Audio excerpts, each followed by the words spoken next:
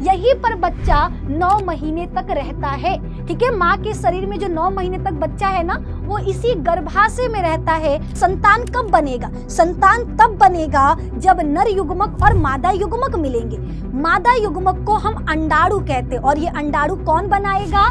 और यहाँ पर वो इंतजार करता है शुक्राणु का कि मेरा शुक्राणु आएगा और मुझसे निषेचन करेगा। और जब शुक्राणु और अंडाणु मिलते हैं तो ही तो बच्चा बनता है। तो वो मिलते कहाँ पर है? हेलो हेलो हेलो, कैसे हो मेरे प्यारे बच्चों? जल्दी जल्दी कमेंट बॉक्स में बता दो। आ चुकी है आपकी अपनी सबसे प्यारी बायोलॉजी फैकल्टी निधि मैम, बायोलॉजी का एक बहुत ही ज्यादा इंपॉर्टेंट दमदार टॉपिक लेकर, जिसका नाम है मादा जनन तंत्र। और आज इतने बढ़िया तरीके से इस टॉपिक को समझाएंगे कि रटोगे नहीं बल्कि दिमाग में फिट कर लोगे। तो एक बार जरूर देखना, और ऐसा वीडियो फिर आपको पूरे यूट्यूब पर कहीं नहीं मिलने वाला, क्योंकि एकदम आसान भाषा में हम आपको यूट्यूब पर पढ़ाने वाले। तो इसको स्टार्ट करने से पहले हमें एक लड़की की जरूरत होगी। उस लड़की का नाम है कलुई। अब कलुई को अगर देखा जाए, ठीक है, ये हमारी भैया कलुई है। ठीक है, बना देते हैं ड्राइंग। अब कलुई के शरीर में बहुत सारे अंग है। आंखों का काम है देखना, मुंह का काम है बोलना, नाक का काम है सूंघना, कान का काम है सुनना। ठीक है, अब हर अंग का अपना अपना काम है। वैसे ही इस कलुई के शरीर में कुछ ऐसे अंग है जिसका काम होता है जनन की क्रिया में भाग लेना। उन अंगों को ही मादा जनन तंत्र कहते हैं। तो अगर आपसे पूछा जाए मादा जनन तंत्र क्या है, तो आप बोलोगे ऐसे अंगों का समूह जो जनन की क्रिया में भाग लेता है, मादा जनन तंत्र कहलाता है। अब इसके शरीर में अगर देखा जाए तो इसके शरीर में बीच में एक पट्टी होता है। इस पट्टी को कहते हैं डायफ्राम। ठीक है, ये मांस की बनी हुई एक पट्टी होती है जिसे डायफ्राम कहा जाता है। और ये डायफ्राम क्या करती है? शरीर को 2 भागों में बांटेगी। ऊपर वाला भाग जहां पर फेफड़ा, दिल, ये सारी चीजें पाई जाती हैं, उसे वक्ष गुहा कहते हैं। और वक्ष गुहा के नीचे, इस डायफ्राम के नीचे वाला भाग जहां पर पाचन तंत्र, आपके बाकी अंग पाए जाते हैं, उसे कहते हैं उदर गुहा।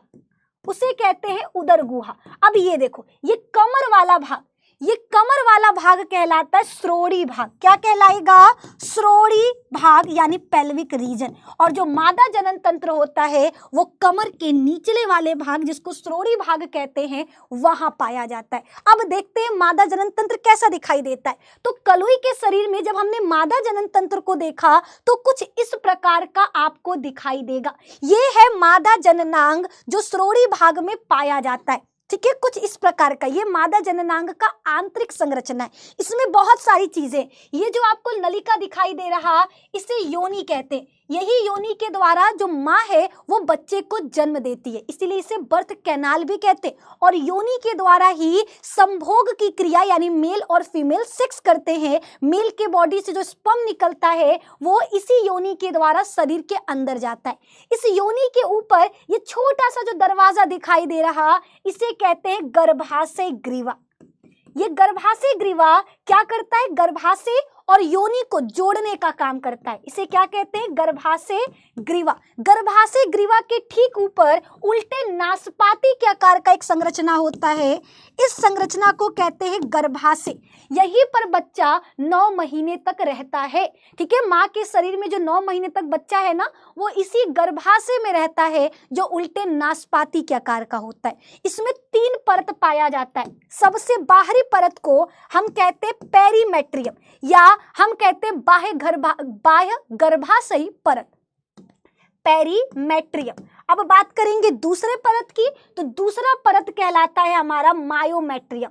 मायोमेट्रियम यानी मध्य गर्भाशयी परत। और सबसे जो अंदर वाली परत है वो खून की बनी होती है, और यही परत टूटता है तो हम कहते हैं पीरियड। ठीक है, एंडोमेट्रियम का टूटकर योनि से निकलना, इसे पीरियड कहते हैं, जो खून का बना होता है। और याद रखना, ये महिला में हर महीने बनता है।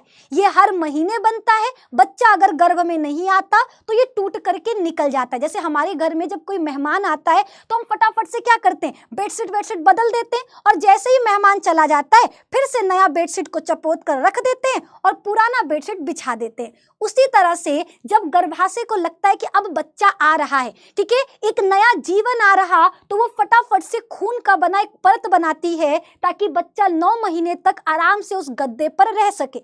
लेकिन जब निषेचन नहीं होता, शुक्राणु और अंडाणु नहीं मिलते, तो परत कहती है जा, बच्चा तो नहीं आया तो मैं क्या करूंगी। मैं दुखी हो गई और टूट करके रक्त के रूप में निकल गई, जिसको हम कहते हैं पीरियड।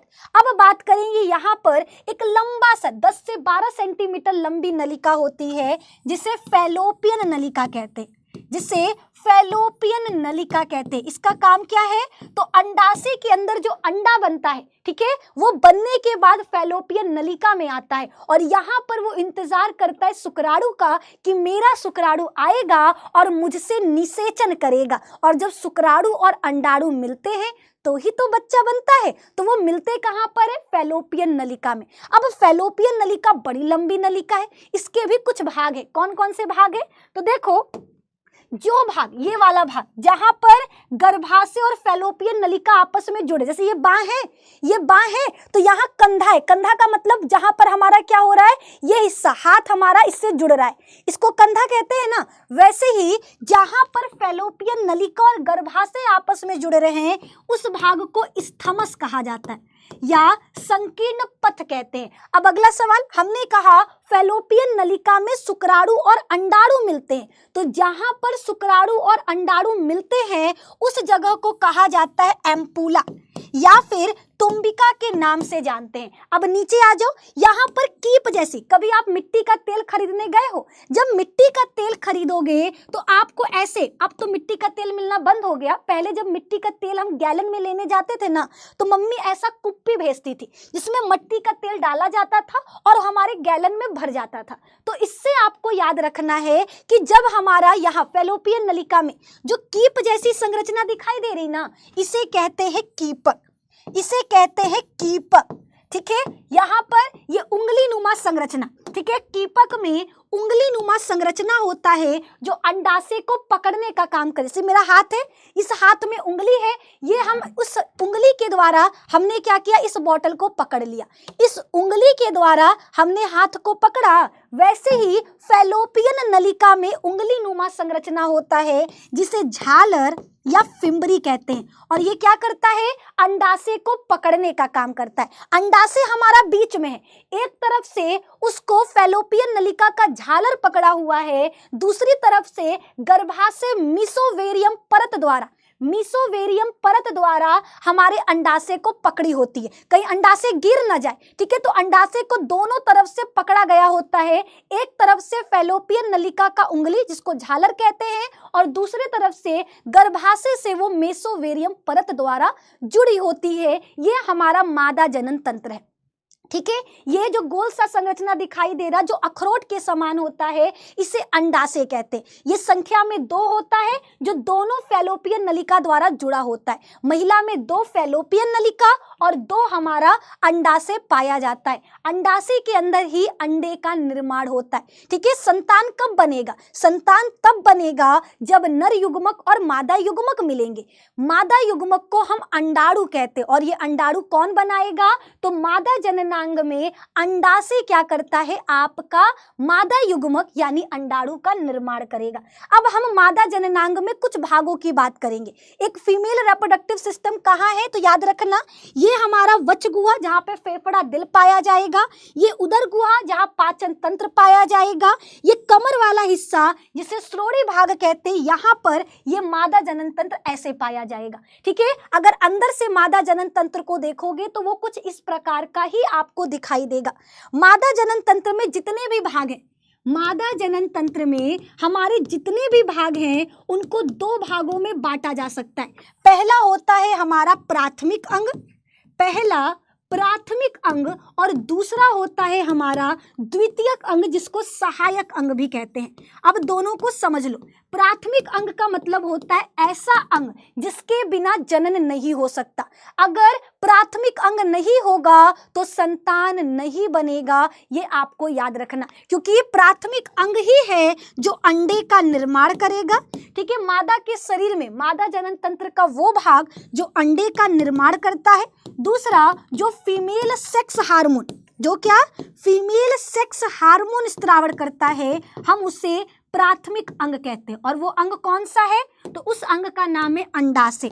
अंडाशय आपका प्राथमिक अंग है। अगर किसी महिला में अंडाशय नहीं रहेगा तो जनन नहीं होगा, क्योंकि यही अंग है जो अंडाणु बनाएगा, यही अंग है जो महिलाओं में जो महिला वाला लक्षण आता है ना, वो फीमेल सेक्स हार्मोन की वजह से आता है, और ये हार्मोन अंडाशय से निकलता है। ये संख्या में 2 होते हैं जो फैलोपियन ट्यूब के झालर द्वारा जुड़े होते हैं और गर्भाशय के मेसोवेरियम परत द्वारा जुड़े होते हैं। बाकी जितने भी मादा जनन तंत्र के अंग होते हैं वो सभी के सभी आपका द्वितीयक अंग में आएगा, यानी ऐसे अंग जो जनन की क्रिया में केवल सहायता करते हैं। ये जरूरी नहीं है, ठीक है, संतान कैसे होगा जब अंडाणु और शुक्राणु मिलेंगे, तो ये आपका जरूरी नहीं है, लेकिन हाँ ये सहायता करता है शुक्राणु और अंडाणु को मिलने में। ठीक है, जैसे शादी तो केवल दूल्हा और दुल्हन का होता है, लेकिन बाकी जितने भी होते हैं घराती बाराती, वो दोनों को मिलाने का काम करते हैं। सेम उसी तरह से प्राथमिक अंग अंडाणु का निर्माण करेगा, बाकी जितने भी अंग है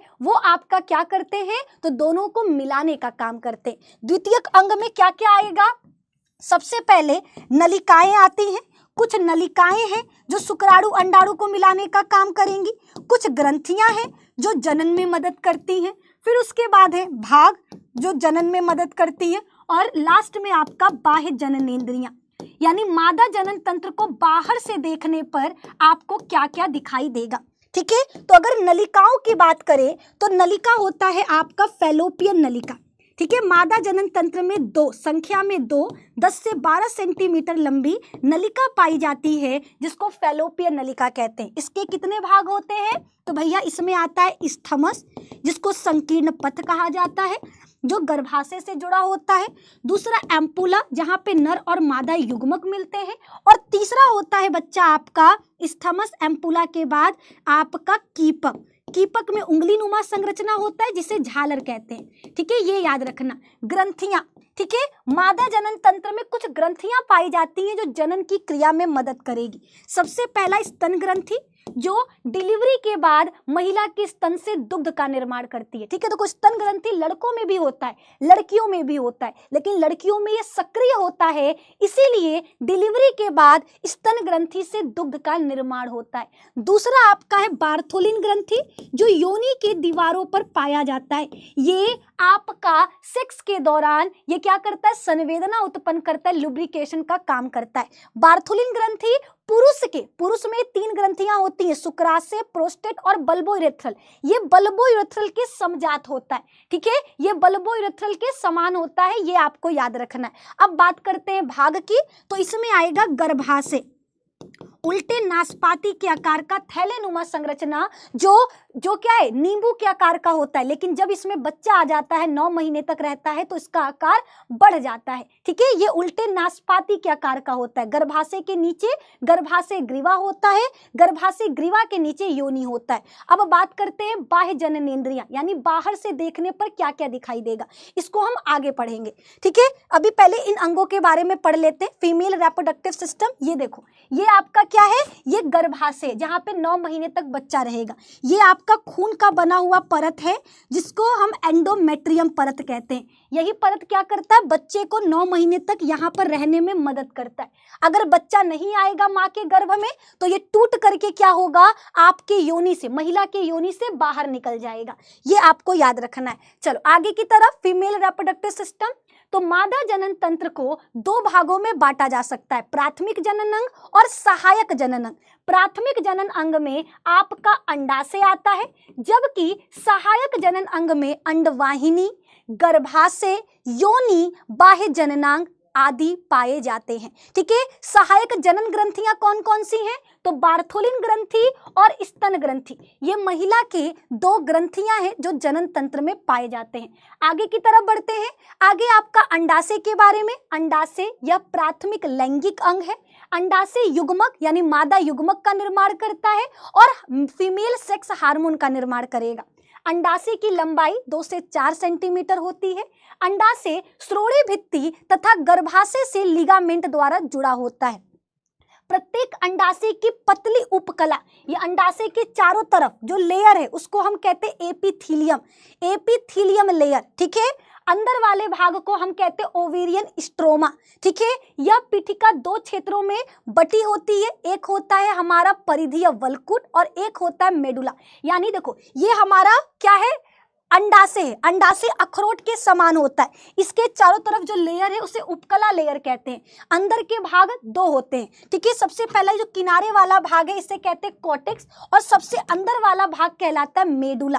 क्या कहलाता है? मेडुला। ये आपको याद रखना है। अब आगे अंडवाहिनी के बारे में। तो प्रत्येक अंडवाहिनी लगभग 10 से 12 सेंटीमीटर लंबी नलिका होती है। ये प्रत्येक अंडाशय की परिधि से चलकर गर्भाशय तक जुड़ता है, यानी अंडाशय से लेकर गर्भाशय तक की लंबी नलिका होती है।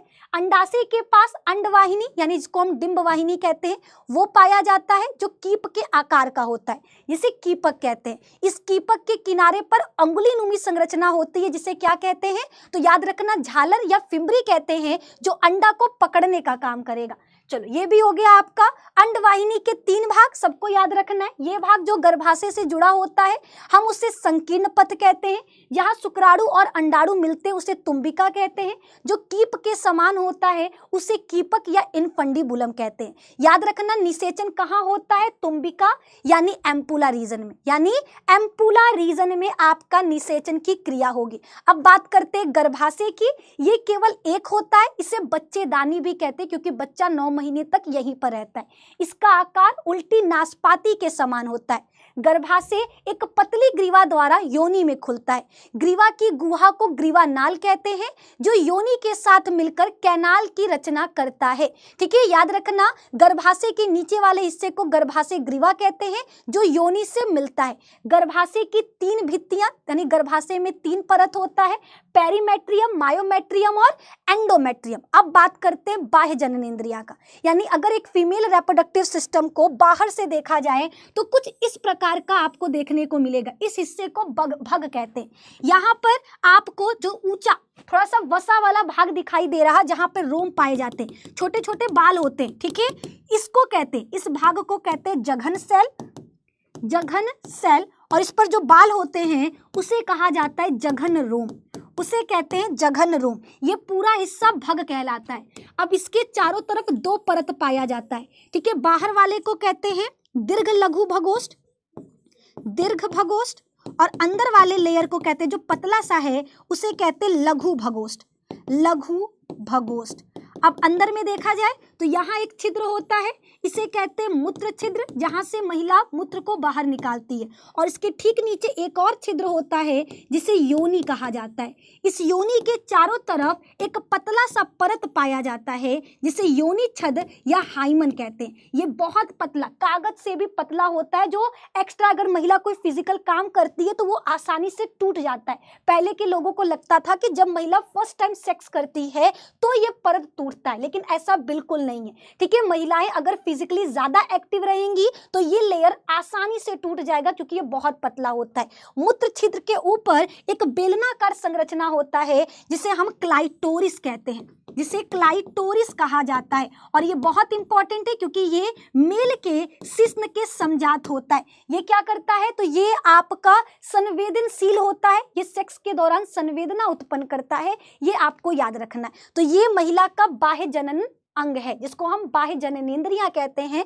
इसके अंदर आपका क्या क्या आ रहा है? जघन सेल, वृहद भगोष्ठ, लघु भगोष्ठ, ठीक है, योनि छद्र यानी हाइमन, और भग सेफ जिसको क्लाइटोरिस कहते हैं। ये मेल के शिश्न के समजात होता है। ये हो गया आपका कंप्लीट। ठीक है, यहाँ पर हमने क्या किया? पूरा का पूरा मादा जनन तंत्र को कंप्लीट कर दिया। अब आप हमको कमेंट में बताना कि नेक्स्ट वीडियो आपको किस टॉपिक पे चाहिए। बायोलॉजी में आपको सबसे कठिन चैप्टर कौन सा लगता है, कठिन टॉपिक टॉपिक कौन सा लगता है, चैप्टर नहीं करते हैं, टॉपिक करते हैं। जिस टॉपिक पर आपको वीडियो चाहिए आप कमेंट बॉक्स में करना, ठीक है। लाइक करिएगा, कमेंट करिएगा और इस वीडियो को प्लीज अपने दोस्तों तक शेयर करिएगा ताकि उनको भी एकदम आसान भाषा में मादा जनन तंत्र समझ में आ जाए। तो आज की क्लास में इतना ही, मिलेंगे अब आपसे नेक्स्ट क्लास में। तब तक अपना ख्याल रखो, मस्त रहो, निधि मैम की क्लासेस में आते रहो और इस वीडियो को ज्यादा से ज्यादा शेयर सब्सक्राइब करो चैनल को मेरे, ठीक है, ताकि आप लोगों के लिए ऐसे ही दमदार टॉपिक पर वीडियोस हम लाते रहें। तो अच्छा, तो हम चलते हैं। बहुत बहुत धन्यवाद, थैंक यू।